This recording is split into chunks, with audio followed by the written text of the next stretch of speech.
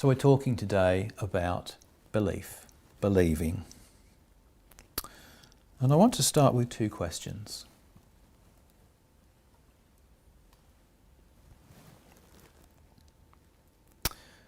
How would you behave if it was true? If everything we believe in was true, how would you behave? And why don't you behave that way?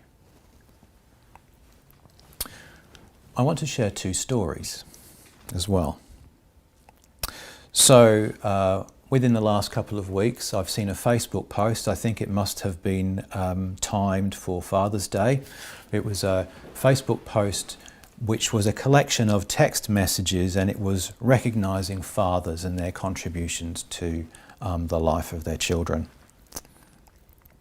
And there was one that I particularly remember, and it was a girl who, I don't know the circumstances, but she was obviously very nervous. She was very unsure about something that was coming up. I guess it might have been an exam, or it might have been a job interview or something of that nature, or a presentation. And she received a text message from her father, and it said this: "You spent 8 years believing in the Easter Bunny. All I'm asking is that you believe in yourself for 10 seconds. The second story is one about myself. 7 years ago, I visited the doctor. And during that appointment, my doctor sat me down and told me I needed to lose 10 kilograms and I needed to lose 10 centimetres from my waist. My family has a history of diabetes, and so she said if I didn't do that, or if I indeed increased my weight, I was very likely to be staring down that barrel very soon. Now, I've seen what is required of my father, who does suffer from type 2 diabetes, and the thing that gets me is the finger prick test that has to happen twice a day, and I thought, it's just something I don't want to do. So I decided, well, I needed to follow the doctor's advice, and she told me I needed to get my heart rate to 105 or above for 30 to 40 minutes, 4 or 5 days a week. Now, over the course of about a year, I managed to lose that 10 kilograms, and I did it by riding to work. And Pam and I, for 5 or 6 years, have cycled to work, and that's been what helped me lose weight. Now, of course, in our current circumstances, we're not riding to work because work is at home for both of us, and we, like many others, have gained weight, I guess, because we're not getting that regular exercise. And it's very difficult for us to get out and get the exercise that we need. Now, you would think, wouldn't you, knowing everything that Doctor told me, that I would behave in ways that would ensure that I don't put that weight on. And yet I still find it very difficult to behave in a way which is coherent with the understanding that my doctor gave me. So, how would I believe if it was true? And why don't I? What do we mean when we say believe?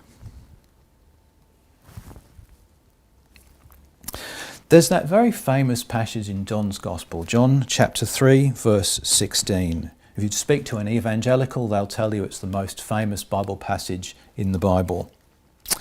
For God so loved the world that he gave his only begotten Son, that whoever believes in him should not perish, but have eternal life.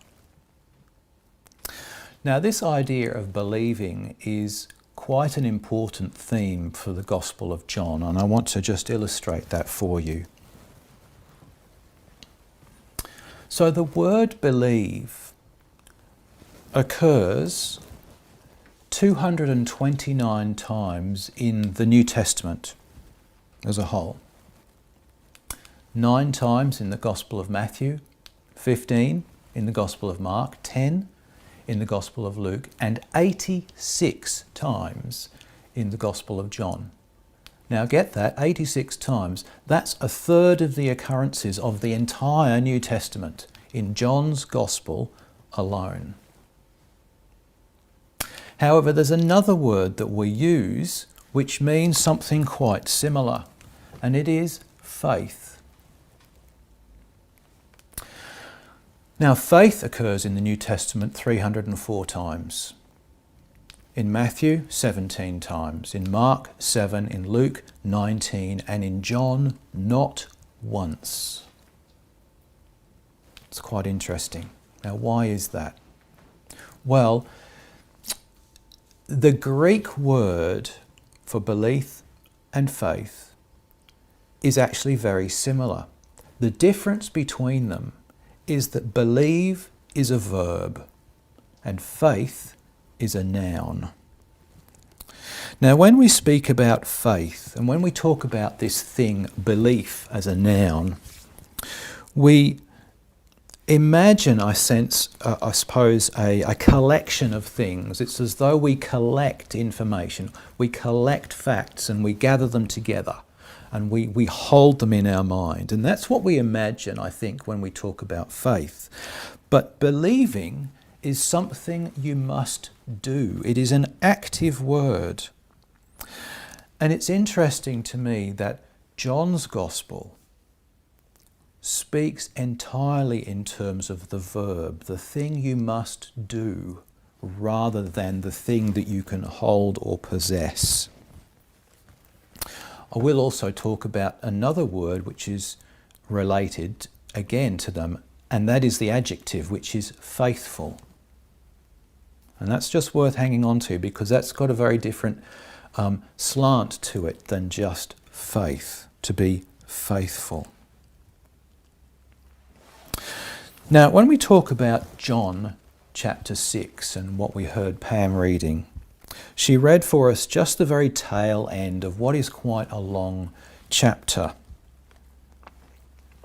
Now, the chapter, John chapter 6, begins with the feeding of the 5,000. It's the miracle that occurs in all four of the Gospels. And that's the very first thing that we read in John chapter 6. Following on immediately from that is the story of Jesus walking on the water. And then beyond that, there is a long discussion that takes place between Jesus and what is a diminishing crowd. So Jesus has fed the 5,000 and then he's essentially disappeared as far as everybody is concerned, and they go looking for him and they find him on the other side of the lake after he has walked on the water. And this is part of the conversation that goes on. So the crowd say to Jesus, "What shall we do that we may work the works of God?" And Jesus says, "This is the work of God, that you believe in him whom he sent." And the crowd respond, "What sign will you perform then, that we may see it and believe you? What work will you do?"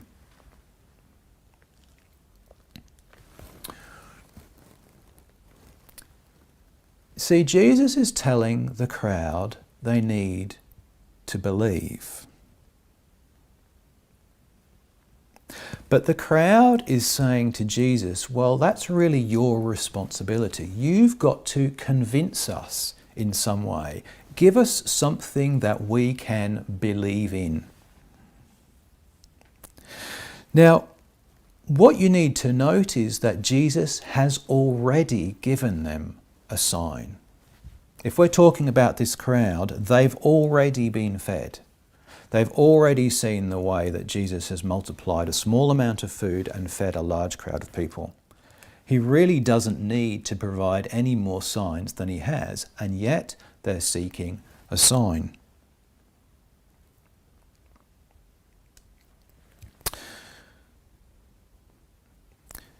Let's go back to my stories that I shared earlier on this morning. The father who urges his daughter to believe in herself.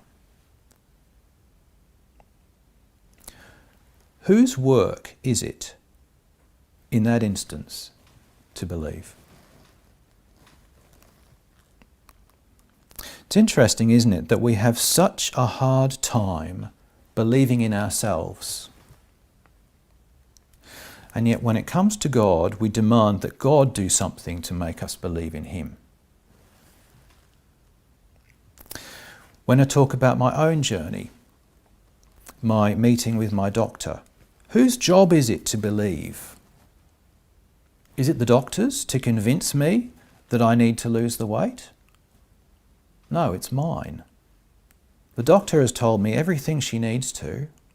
It's then my job to go and carry it out, to actually do something about it. She can't get on the treadmill or she can't get on the bicycle for me. I actually have to do it.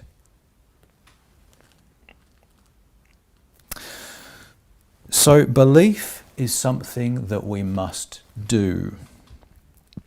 It's not just an intellectual exercise, and it's not just kind of amassing facts or knowledge or being witness to things going on. It's something that we must do of ourselves, and it requires, obviously, energy and effort on our own part, even to do something as simple as believe in ourselves. I want to share some quotes with you. Merely knowing something that belongs to faith is an activity of memory, which does not involve any assent of the rational.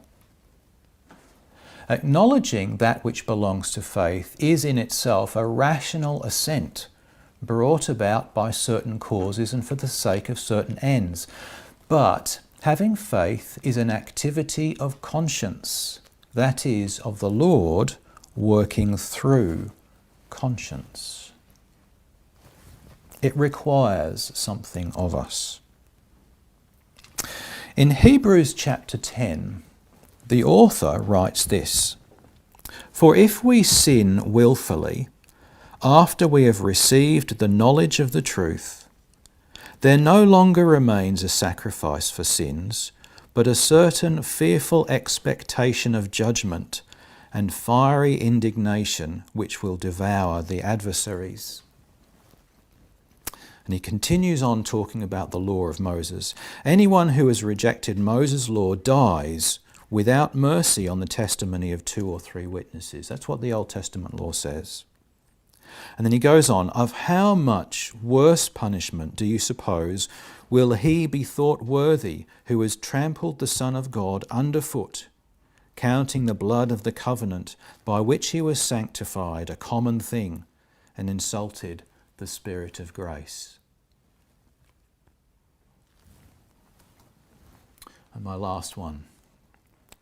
When people say that those are saved who have faith, they are saying something true.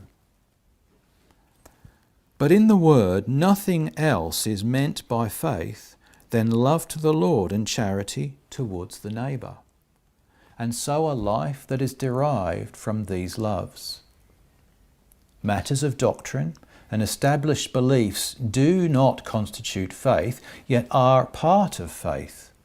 For these, each and every one, exists to the end that a person may become such as they teach. Now, as you read through John's Gospel, and John chapter 6 in particular, what you will notice is there is a gradual falling away from Jesus. So we begin that chapter with 5,000 people being fed. Now, we've no idea how many of those people actually sought to follow Jesus and find him after he disappeared. But we can imagine it was a substantial number. But as we listen to the conversation which takes place between Jesus and the crowd, there is this gradual diminishing of the crowd as more and more people leave him because they find what he says too difficult to understand.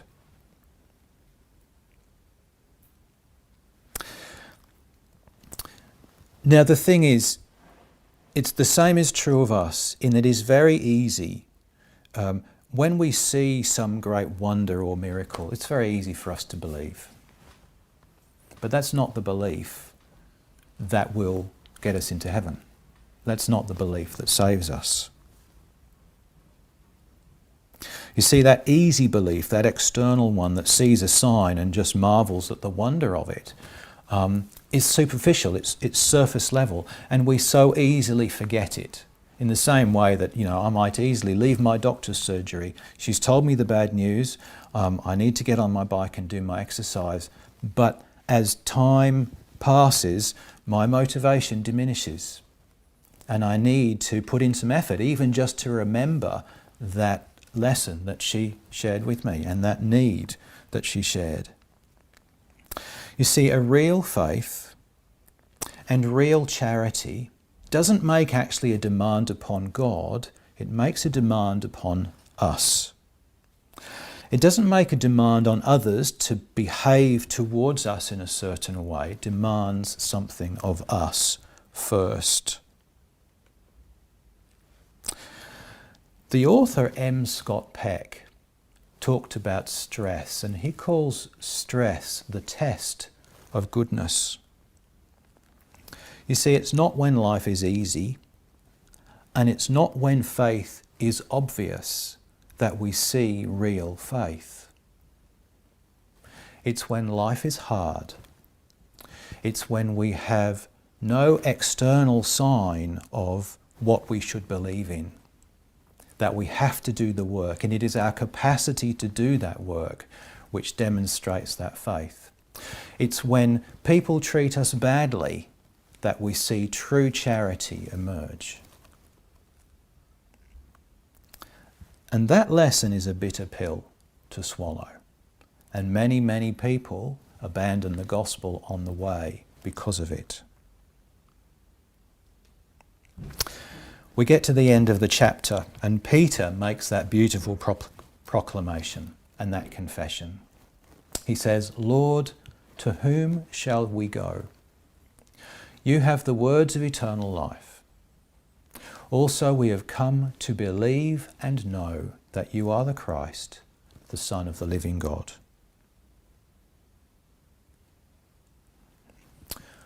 So this week I'm going to ask you to reflect on my two questions. How would you behave if it is true? And why don't you? I want to just go back briefly to remind you of what I shared with you when we had our offering this morning. And we shared the words, "A true worship of God has its origin in things of the Word and not at all in those of self-intelligence." You see, our worship of the Lord springs from what is of the Lord within us. It doesn't spring from we ourselves. We are kind of like a vessel which contains it. And it is the contents which worships the Lord truly, not the vessel itself, which is us. And this is why it's so important for us, I think, to examine our own behaviour, because when we are working from the vessel, when we're working from us, we so often fail.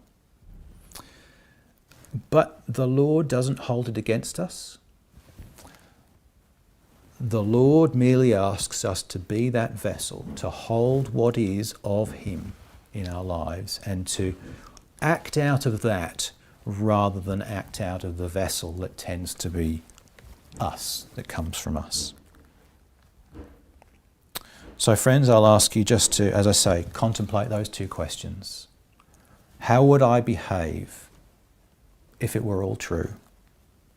And why don't I?